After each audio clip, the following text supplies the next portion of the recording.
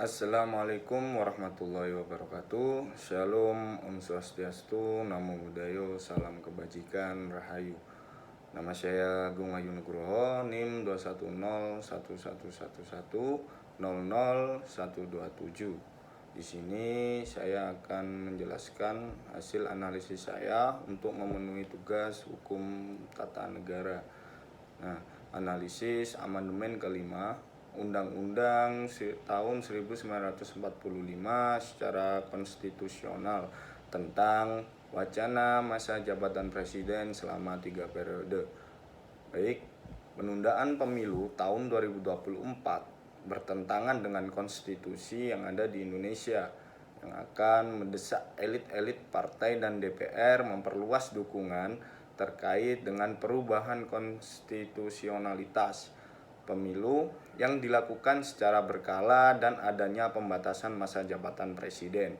Apabila akan terus dilaksanakan dan terrealisasi, menurut pandangan saya dari sumber-sumber yang telah saya temukan dalam undang-undang terkait dengan dampak perpanjangan atau penundaan pemilu tahun 2024, menurut analisa dari sumber yang saya baca terkait data suspek banyaknya korban COVID-19 akibat dari sebagai praktik pemerintah sebelumnya, yaitu pada pilkada di tahun 2020. Maka apabila alasan perekonomian yang mengacu pada konteks COVID-19 tidak dapat dijadikan sebagai alasan adanya perpanjangan masa jabatan, yang jelas bertentangan dengan konstitusi negara Indonesia.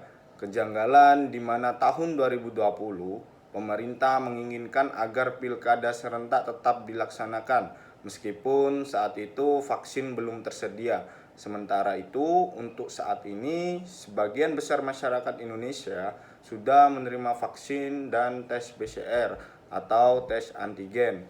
Kini menjadi persyaratan perjalanan domestik. Apabila belum divaksin, maka perpanjangan atau penundaan pemilu tahun 2024, saya rasa pemilu tetap harus dilaksanakan, mempertimbangkan dampak yang akan dihadapi dari aspek hukum, teknis, sosial, politik, dan dari segi anggaran tersendiri, serta dapat melanggar prinsip-prinsip demokrasi universal bahwa keterlibatan warga negara dalam pembuatan keputusan politik di Indonesia melalui pemilu.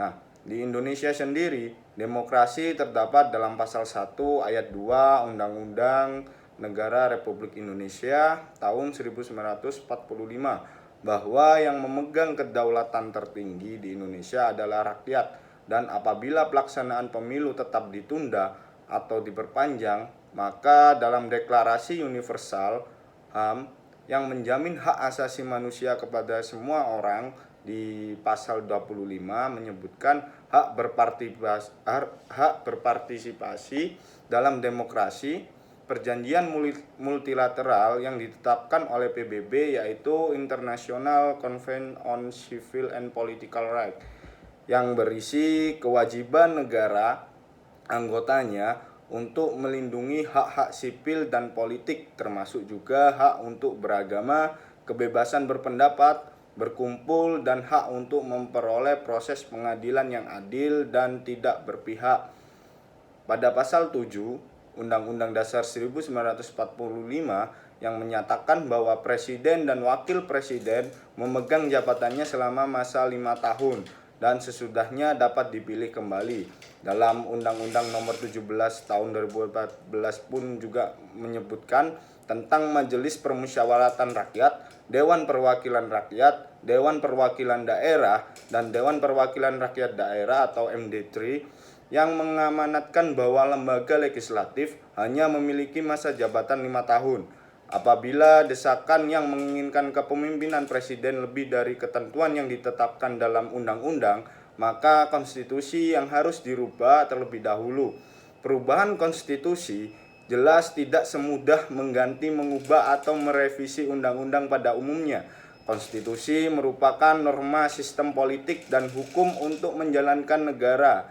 Nah, diperlukannya adanya konstitusi. Perubahan konstitusi hanya ada pada masa Orde Baru.